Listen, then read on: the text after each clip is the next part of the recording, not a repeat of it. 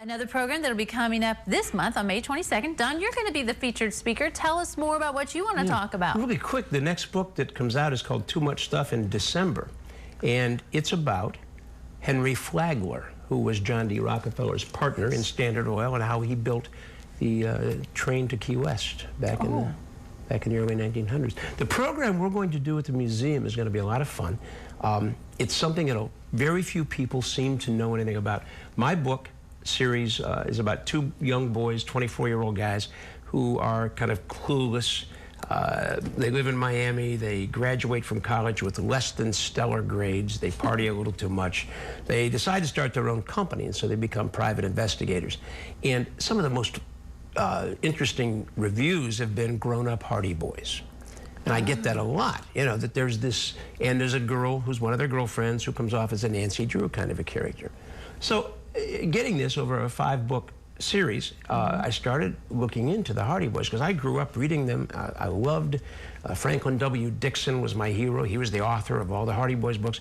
Turns out that Franklin W. Dixon never existed, nor did Carolyn Keene, who was actually began as Molly Benson, who worked for the, Millie Benson, who worked for the Toledo Blade.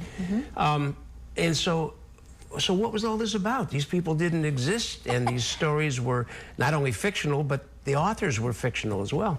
So I started doing research and stumbled on this guy named Edward Stratmeyer, who basically was the James Patterson of his day. James Patterson, who writes 12 books a year, but doesn't really write any of them. He has other authors do it, and he takes them and massages them into his format.